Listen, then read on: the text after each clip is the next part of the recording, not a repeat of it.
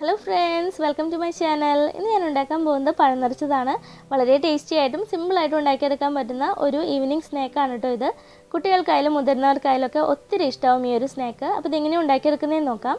അതിനായിട്ട് ആദ്യം തന്നെ പഴത്തിനുള്ളിലേക്ക് വെക്കാനുള്ള ഫില്ലിംഗ് റെഡിയാക്കുന്നതിന് വേണ്ടി ഒരു പാനിലേക്ക് 1 ടേബിൾ സ്പൂൺ നെയ്യ് ഒഴിച്ചു കൊടുക്കുക. നെയ്യ് നന്നായി ചൂടായി വരുമ്പോൾ 1/2 കപ്പ് നാളികേരം ചെറുകിയതും 1/2 കപ്പ് ശർക്കര ഗ്രേറ്റ് ചെയ്തതും കുറച്ച് കാഷ്യൂ നട്ട്സും ചേർത്ത് നന്നായി ഒന്ന് ചൂടാക്കി എടുക്കണം. അപ്പോൾ ശർക്കരയൊക്കെ നന്നായി മെൽറ്റ് ആയിട്ട് നാളികേരം ചേർന്ന് നല്ലതുപോലെ നല്ല അടിപൊളി ഫില്ലിംഗ് ആക്കിയിട്ട് എടുക്കണം കേട്ടോ.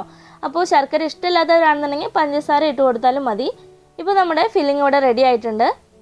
ഇനി ഇതോടെ മാറ്റി വയ്ക്കാം. അതിനുശേഷം നമുക്ക് 2 നേന്ത്രപ്പഴം എടുത്ത് അതിൻ്റെ തൊലിയെല്ലാം കളഞ്ഞ് ഇതുപോലെ കട്ട് ചെയ്ത് വയ്ക്കാം. അങ്ങനെ കട്ട് ചെയ്ത് വെച്ചിട്ടുള്ള ഓരോ പഴത്തിൻ്റെ പീസുകളുടെയും നടുഭാഗം ഇതുപോലെ കത്തി വെച്ച് ഒന്ന് ചുരണ്ടി ഹോളാക്കി എടുക്കണം നമുക്ക്.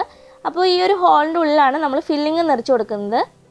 ഒരു മീഡിയം പാകത്തിലുള്ള പഴം വേണം നമ്മൾ ഈ ഒരു പഴം നിറച്ചത് ഉണ്ടാക്കാനായിട്ട് എടുക്കുമ്പോൾ. കാരണം നമുക്ക് എളുപ്പത്തിന് ഹോൾ ഉണ്ടാക്കാൻ പറ്റുക പഴുപ്പ് കുറഞ്ഞ പഴത്തിലാണ്. ഒത്തിരി പഴുത്ത പഴമൊക്കെ ആണെന്നുണ്ടെങ്കിൽ അത് ഇതുപോലെ എളുപ്പത്തിന് ഹോൾ ഉണ്ടാക്കിയെടുക്കാൻ പറ്റില്ല.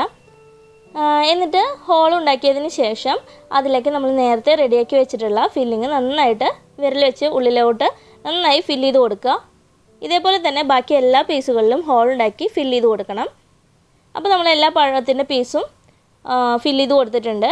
ഇനി ഇതിനൊരു കോട്ടിങ് കൊടുക്കുന്നതിനായിട്ട് ഒരു ബൗളിലേക്ക് 1 മുട്ടയും 1 ടേബിൾ സ്പൂൺ കോൺഫ്ലവറും ചേർത്ത് നന്നായി ഒന്ന് ബീറ്റ് ചെയ്തെടുക്കുക. അപ്പോൾ ഒത്തിരി തിക്കായിട്ടുള്ള കോട്ടിങ് നിങ്ങൾക്ക് വേണമെന്നുണ്ടെങ്കിൽ മൈദയോ അല്ലെങ്കിൽ ഈ കോൺഫ്ലവർ തന്നെ ഒരു 2-3 ടേബിൾ സ്പൂൺ ചേർത്ത് കൊടുത്ത് നന്നായി ബീറ്റ് ചെയ്തെടുത്താൽ മതി. പിന്നെ വേണ്ടത് ബ്രെഡ് ക്രംസ് ആണ്. അങ്ങനെ നമ്മൾ മുട്ടയുടെ മിക്സും ബ്രെഡ് ക്രംസും റെഡിയാക്കി വെച്ചു.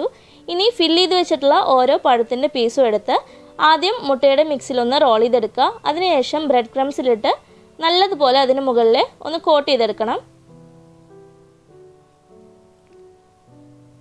എല്ലാ ഭാഗത്തും ബ്രെഡ് ക്രംസ് നന്നായി കോട്ട് ചെയ്തെടുക്കാനായിട്ട് ശ്രദ്ധിക്കുക.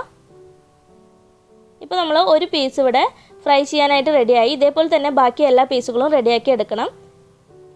അങ്ങനെ എല്ലാ പീസുകളും നമ്മൾ ബ്രെഡ് ക്രംസിലും മുട്ടയുടെ മിക്സിലും റോൾ ചെയ്തെടുത്ത് റെഡിയാക്കി വെച്ചിട്ടുണ്ട്. ഇനി നമുക്ക് ഒരു പാനിൽ എണ്ണ നന്നായി ചൂടായി വരുമ്പോൾ അതിലേക്ക് റെഡിയാക്കി വെച്ചിട്ടുള്ള പഴം നിറച്ചതും ഓരോന്നായിട്ട് ഇട്ട് കൊടുത്ത് മീഡിയം ടു ഹൈ ഫ്ലെയിമിലിട്ട് നമുക്കിതൊന്ന് ഫ്രൈ ചെയ്തെടുക്കാം.